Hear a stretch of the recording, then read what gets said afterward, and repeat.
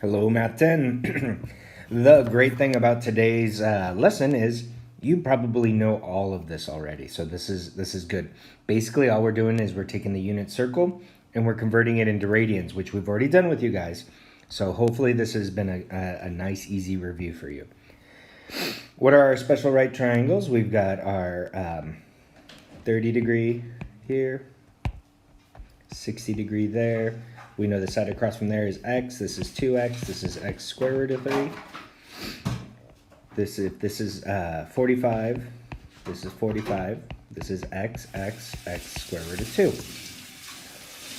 So you got your sine of 45 degrees equals square root of 2 over 2. Cosine of 45 degrees equals cosine of 45 degrees is adjacent over hypotenuse, x over x square root of 2, which is 1 over square root of 2, which equals square root of 2 over 2. Okay, tangent of 45 degrees equals x over x, which is 1. Sine of 30 degrees, here's 30. Adjacent over hypotenuse is x squared of 3 over 2x. The x's cancel out. We get square root of 3 over 2. Cosine of 30 degrees equals, sine of 30 degrees is x over, why didn't anybody stop me? The sine of 30 degrees is opposite over hypotenuse. Opposite hypotenuse, x over 2x, which is 1/2. The cosine is x squared of 3 over 2 equals square root of 3 over 2. The tangent of 30 degrees equals opposite over adjacent, x over x squared of 3, which comes out to 1 over square root of 3. We rationalize that and it becomes square root of 3 over 3. Sine of 60 degrees equals opposite over hypotenuse. So this one is x squared of 3 over 2x, which is square root of 3 over 2. Cosine of 60 degrees equals adjacent over hypotenuse, which is x over 2x, which is 1/2. And tangent of 60 degrees equals opposite over adjacent, x over x squared of 3. Nope. X squared of 3 over x, which is just square root of 3. Perfect. Standard position, for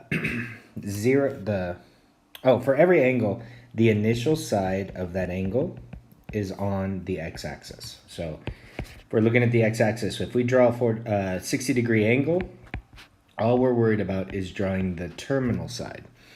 Therefore, we only have to draw the terminal side.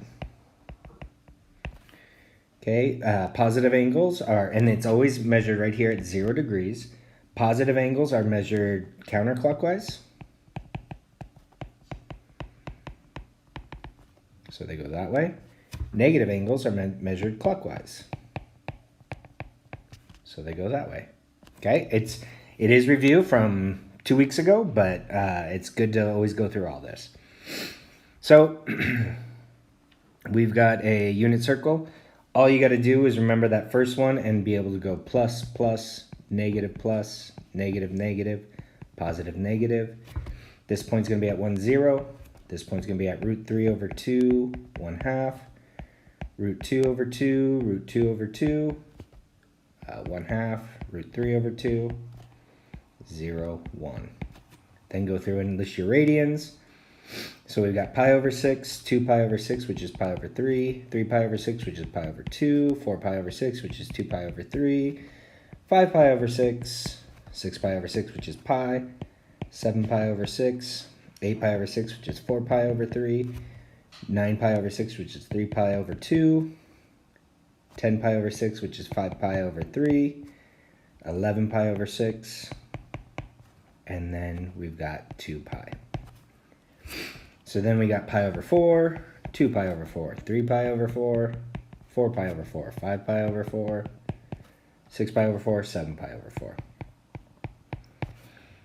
All right, and you guys should be able to do that. Remember, all students take calculus. All of them are positive in this quadrant. Only the sign is positive in here. This is positive trig ratios. Okay, the sign of all angles in that quadrant are positive.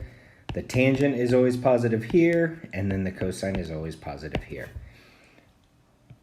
I will post a unit circle worksheet, which is just this paper right here. You have to go through and fill it out. Make sure you guys can do that.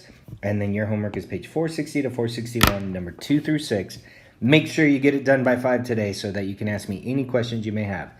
Use this time right now. This lesson was 10 minutes at the most. Use the extra time in class to go ahead and finish that homework. All right, guys.